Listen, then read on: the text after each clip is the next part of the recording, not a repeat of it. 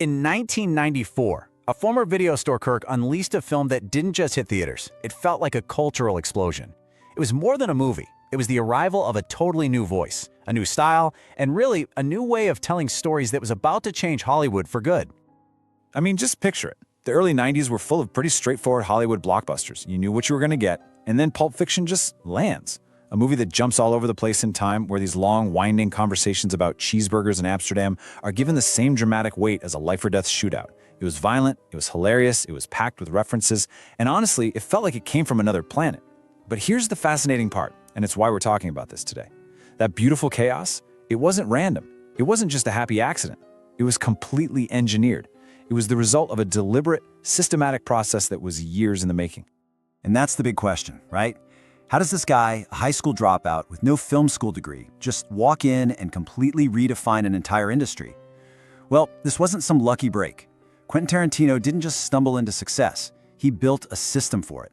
He created this meticulous formula that let him turn what everyone else saw as a weakness, his lack of formal training, into his single greatest strength. He proved that if you discipline it, obsession is a kind of superpower. So, what was this formula? The answer boils down to that one powerful word: obsession. See, while all the other aspiring filmmakers were in classrooms learning the so-called rules, Tarantino was in a video store just absorbing the entire, unfiltered history of cinema from all over the world. And that encyclopedic knowledge wasn't just for fun. He weaponized it. He built a formula that treated this deep, obsessive knowledge not as a liability, but as the actual engine for originality. To really get the films that changed everything, we have to go back to the place where the formula was born. That's right. Long before he ever directed a single scene, he was a scholar. But his university, well, it didn't have ivy-covered walls or tenured professors. His classroom was a little retail shop in Manhattan Beach, California, and his entire curriculum was sitting right there on thousands of VHS tapes. Let's really let that sink in. At 15, when most of us are just trying to get through the day, Tarantino made a conscious choice to walk away from formal education. But he wasn't dropping out to just drift around. He was dropping out to focus. He just knew with this incredible instinct that the kind of education he was after, a deep gut-level understanding of film language, wasn't in any textbook. It was waiting for him, organized by genre, on the shelves of a place called Video Archives. You have to understand, this place wasn't just a job to pay the rent. It was his laboratory, his library, his lecture hall, all rolled into one. He wasn't just a clerk recommending movies. He was a scholar, deconstructing everything he saw. Every single time he recommended a movie to a customer, it was like he was defending a thesis, explaining why some forgotten Hong Kong action flick was just as important as a French New Wave classic. He was systematically building this massive mental database, one film at a time.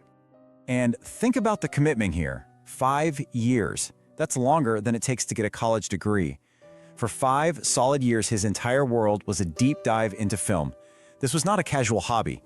This was his version of getting a PhD. He was living and breathing cinema for more than 8 hours a day, just surrounded by the raw materials of his future art, absorbing it all until it was basically part of his DNA. And the scale of this self-education is it's mind-boggling. We're talking about thousands and thousands of films, and not just the classics that everybody knows. He watched everything with the same level of curiosity. Highbrow art house films, gritty American crime movies, Japanese samurai epics, and a ton of blaxploitation and kung fu flicks. He was seeing connections that nobody else saw because nobody else was watching all of it. He saw the line connecting a spaghetti western to a Hong Kong action sequence, and he filed it all away. And it was during this time, this total immersion, that he figured out the fundamental truth that would become the bedrock of his entire formula. He realized that true creativity, real originality, it doesn't just come out of thin air. It's about synthesis. It's about taking all these existing ideas and styles, all the building blocks of history, and then recombining them in a new, disciplined and systematic way to create something that feels totally fresh. That was the secret he unlocked in the aisles of that video store. Okay, so we've got the foundation, this massive, obsessive knowledge base built over 5 years and thousands of films. So now let's get to the real heart of it all, the Tarantino formula itself. How do you take a walking film encyclopedia and turn him into one of the most celebrated directors on the planet? Well, you build a system. At its core, the formula is a mindset that just completely rejects the pressure to be new. Instead, it says that originality comes from mastering an existing language, the language of cinema, and then using its grammar and its vocabulary to say something deeply personal. See, he wasn't just copying films, he was speaking through them. He treated every genre trope, every camera angle, every little stylistic thing from film history as a word in this huge dictionary that he could use to write his own kind of poetry. And this formula really stands on three clear pillars. These aren't just vague concepts, they're the rules of his creative machine. First, the multilayered homage mandate. That's how he uses film history. Second, dialogue as character action, which totally redefines what conversation is for in a movie. And third, the anti-convention structure, which is how he messes with time to keep us completely hooked. Let's break them down. The first pillar, the homage mandate, is just brilliant. So on one level, a casual viewer can watch Kill Bill and just see an awesome, super stylish revenge flick, and it works perfectly as that. But for the obsessed fan, for someone like Tarantino, it's this incredibly dense tapestry of references. The bride's yellow jumpsuit? That's a direct nod to Bruce Lee. The whole structure is a love letter to samurai films and spaghetti westerns. The beauty of it is that it doesn't shut anyone out, but it massively rewards the people who share his obsession. It's like a secret handshake for film nerds. All right, pillar number 2. In most movies, dialogue is there to just move the plot along. In a Tarantino movie, the dialogue is the action. Just think about that opening scene of Inglourious Basterds. It's just two guys at a table talking over a glass of milk. But my God, the tension is unbearable. Every single word is a move in this high-stakes game of psychological chess. He uses these long, stylized conversations to show us who these characters really are under pressure and to build suspense until it's almost painful. And then the final pillar is all about breaking the rules of storytelling. Instead of a straight line, he gives us the story all jumbled up. By scrambling the timeline in Pulp Fiction, he forces us to focus on each scene as its own little world. It makes everything feel more unpredictable and way more memorable.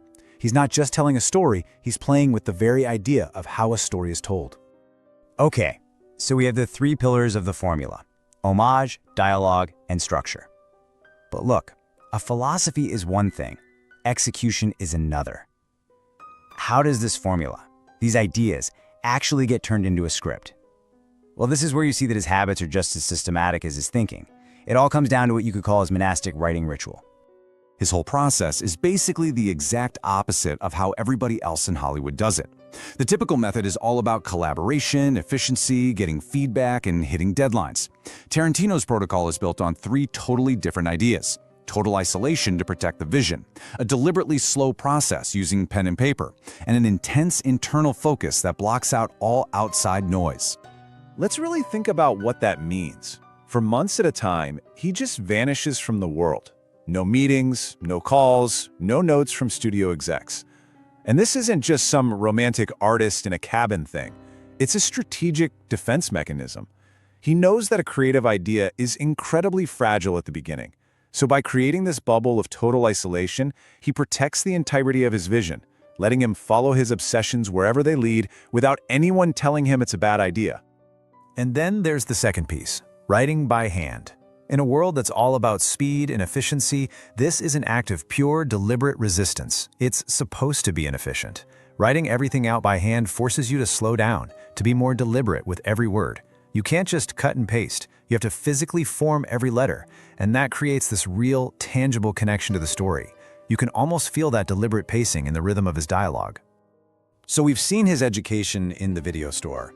We've broken down the three pillars of his formula, and we've looked at the intense rituals he uses to bring it all to life. Now, let's just zoom out and look at the result of all this work.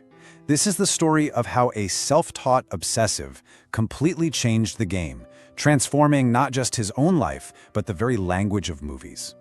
You know, his ultimate legacy is pretty simple. Tarantino made obsession cool. He legitimized it. Before him, being a film nerd who could quote obscure B-movies was just a hobby. He came along and proved that if you channel that unique, personal passion through intense discipline and a real system, it can become the most powerful creative force there is. He took what was niche and made it iconic. He taught the entire world how to speak his private language. His impact really is summed up in this idea right here. He completely flipped our idea of originality on its head. He showed an entire generation of creators that the way to find your own unique voice isn't to ignore what came before you, but to dive into it deeper and more passionately than anyone else. He proved that the most original work often comes from the people who have done the most homework. So, why does any of this matter to us? Why spend all this time breaking down one director's process? Because the lessons from the Tarantino Formula, they're not just about making movies. They are universal principles for anyone trying to do interesting, original work in any field, whether you're an entrepreneur, a scientist, a writer, whatever. And here's the big takeaway for all of us. We love to talk about genius like it's this magical bolt of lightning that you can't control. But what Tarantino's story really shows us is that genius is often just a byproduct. It's the predictable, almost inevitable result of chasing a passion with relentless, uncompromising work and then building a system to protect that passion. Genius isn't born, it's built. So I want you to just take a second and actually think about that. What is the thing you can't stop learning about? The topic you just fall into for hours and lose all track of time? Maybe it's ancient history, maybe it's sustainable gardening, or quantum physics, or vintage guitars. Whatever it is, that's not just a hobby. That is your own personal language. That is your video archives. The only question left is, what system are you going to build around it? Quentin Tarantino built his entire legacy on one simple, powerful truth, that the most original voice is often the one that has studied the deepest.